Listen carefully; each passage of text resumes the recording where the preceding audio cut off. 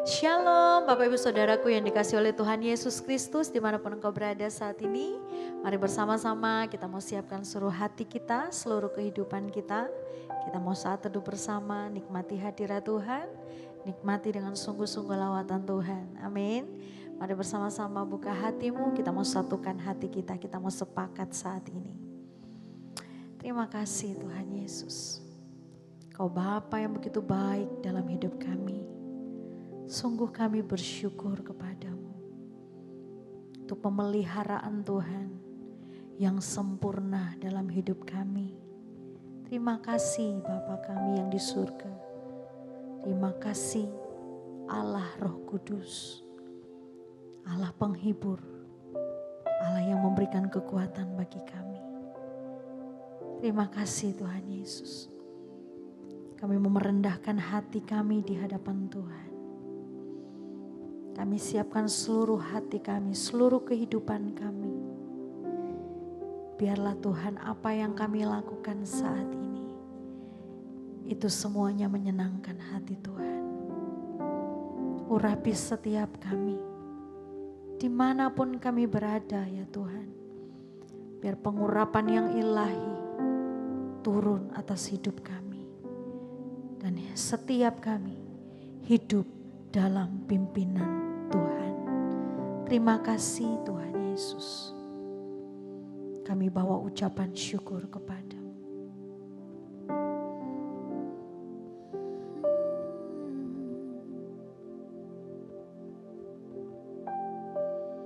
Bapa,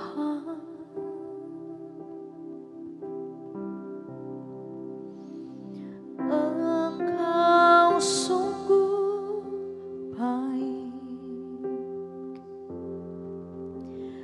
Kasih-Mu melimpah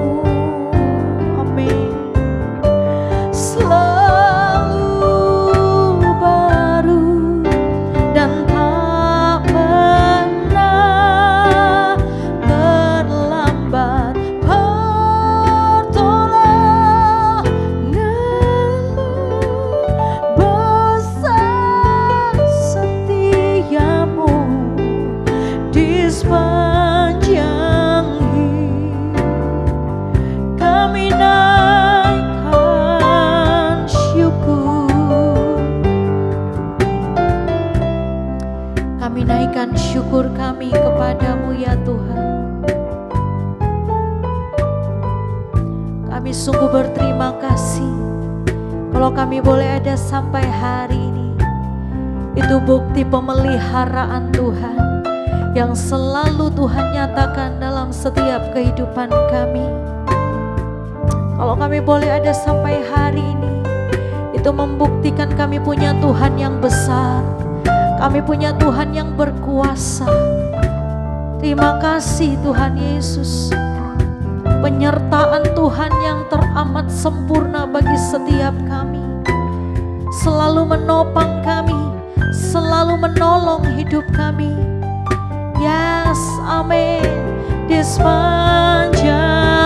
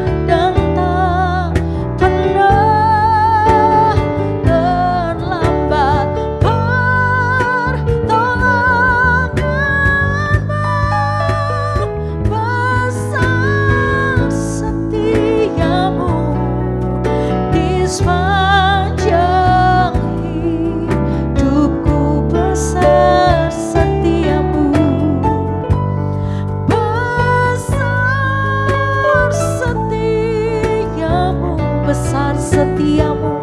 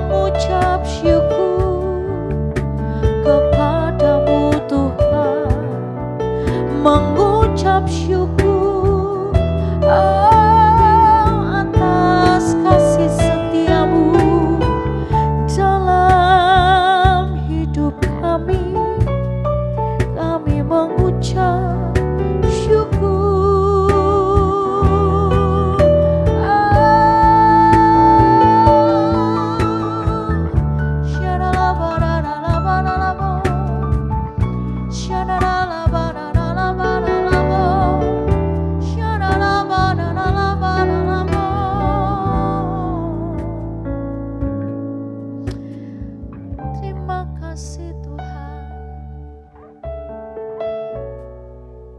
Sungguh kami mengucap syukur kepadamu Tuhan. Mengucap syukur untuk kasih setiamu. Mengucap syukur untuk kebaikanmu Tuhan. Apapun yang kami alami, kami mau tetap belajar untuk kami terus mengucap syukur kepadamu Tuhan. Terima kasih Tuhan Yesus. Terima kasih Allah Roh Kudus.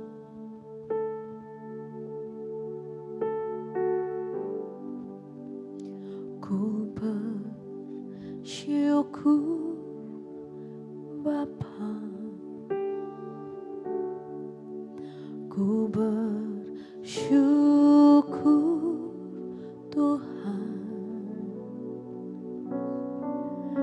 buat kasih setia di dalam hidupku. Ku bersyukur,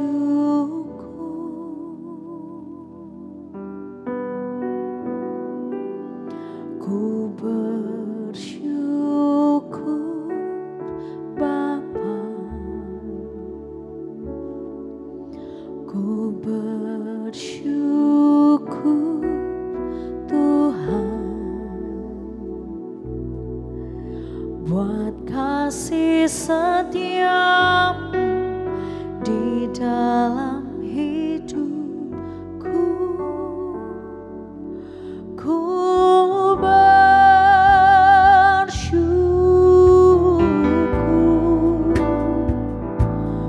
Tuhan,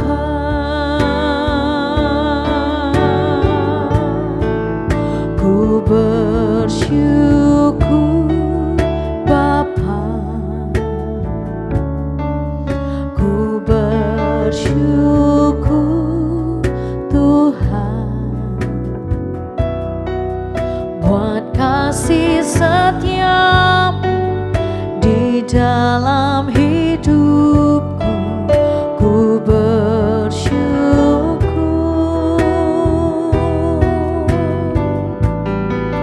ku bersyukur Bapa, ku bersyukur Tuhan buat kasih setiamu di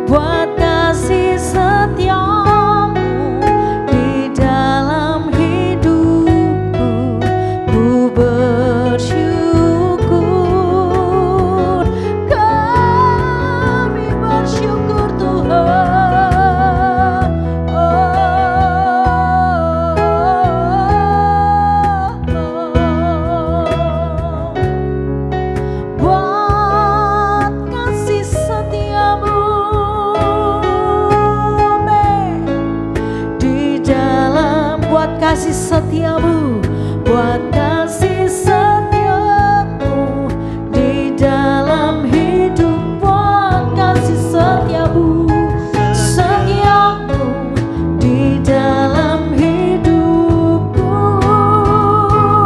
Ku bersyukur Tuhan.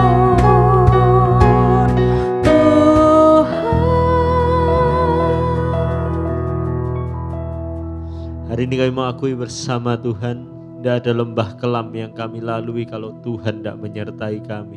Kalau Tuhan tidak menyertai hidup kami tidak ada sampai hari ini. Kalau Tuhan tidak menyertai hidup kami tidak mampu melewati hari-hari kami kemarin.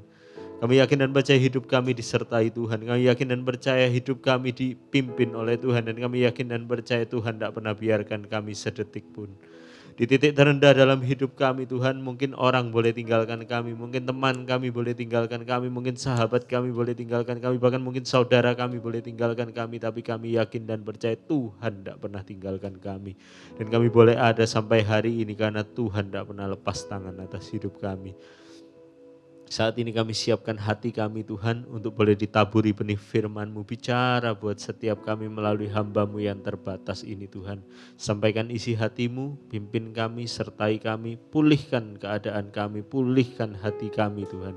Dan kami percaya ada terobosan ketika kami melekat kepada Tuhan Yesus. Di dalam nama Tuhan Yesus Kristus semua yang percaya sama-sama kita katakan amin. Shalom Bapak Ibu Saudara, dimanapun Bapak Ibu Saudara berada.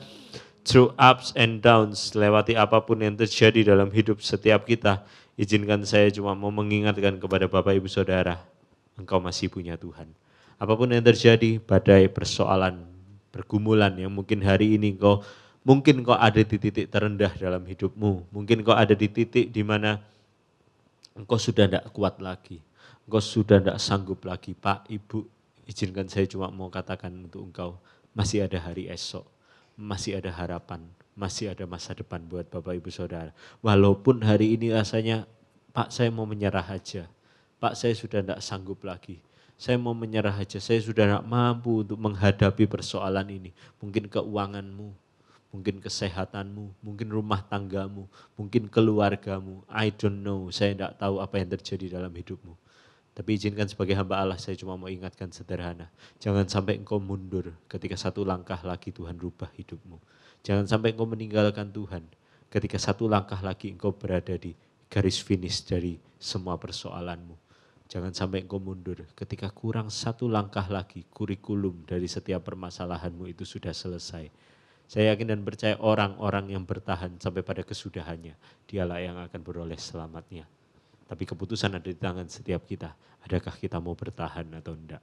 Saya yakin dan percaya Tuhan tidak pernah lalai untuk menepati setiap janjinya. Tuhan tidak pernah telinganya tidak kurang tajam, tangannya tidak kurang panjang untuk menolong setiap kehidupan kita. Tapi Pak, Ibu, jujur saya harus katakan, ada kalanya dalam hidup ini Tuhan izinkan masalah terjadi. Tuhan izinkan proses terjadi. Tuhan izinkan pembentukan itu terjadi dalam hidup setiap kita. Tujuannya cuma sederhana, supaya hidup kita jadi lebih baik, jadi lebih baik, dan jadi lebih baik. Sebab satu hal yang saya tahu sederhana Bapak Ibu Saudara, anggur yang baru tidak bisa ditaruh di dalam kirbat yang lama. Tuhan harus ganti kirbat yang baru. Tuhan harus perbaharui hidup kita. Dengan paradigma kita yang lama, Pak Ibu, saya katakan, engkau tidak bisa menerima berkatnya Tuhan.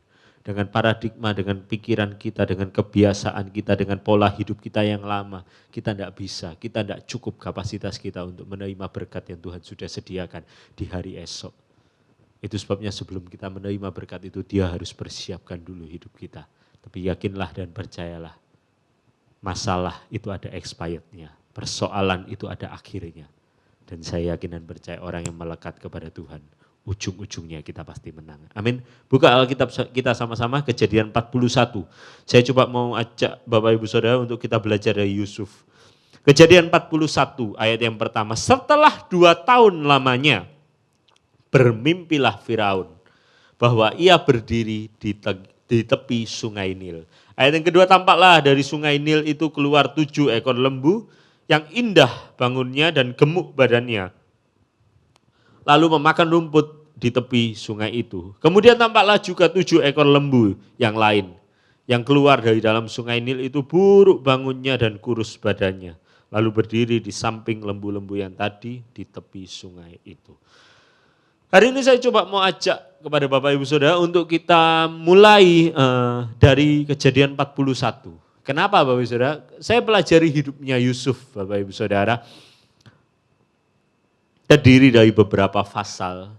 Tapi saya pelajari Bapak Ibu Saudara, pasal 41 ini adalah titik take off dalam hidupnya Yusuf. Dimulai dari titik di Kejadian 41 ini hidupnya Yusuf naik dan kalau kita baca Bapak Ibu Saudara pasal-pasal selanjutnya hidupnya Yusuf naik Bapak Ibu Saudara kayak di negeri dongeng Bapak Ibu Saudara. Kayak di negeri dongeng. Tapi kalau kita mundur Bapak Ibu Saudara, enggak usah jauh-jauh. Kita mundur aja sampai di Kejadian 40 ayat yang terakhir itu ada di ayat 23. Mundur satu ayat berarti Bapak Ibu Saudara. Di pasal yang sebelumnya bagian terakhir. Belum pasal 41 ya Bapak Ibu Saudara. Tadi kan kita baca pasal 41 ayat 1. Kita mundur satu ayat sebelumnya. Yang kejadian apa Bapak Ibu Saudara? Kejadian 40 ayat 23, tetapi Yusuf tidaklah diingat oleh kepala juru minuman itu, melainkan dilupakannya. Pak, sederhana saya cuma mau katakan, Kejadian 40 ayat 23 isinya cuma sederhana, kecewa. Yusuf kecewa Bapak Ibu Saudara. Dia dikecewakan. Dia tidak diingat, dia dikecewakan, isinya kecewa. Tapi the biggest question, apakah Yusuf menjadi kecewa dengan keadaan yang ada? Apakah Yusuf menjadi terpuruk dan kecewa di tengah proses yang tidak kunjung selesai?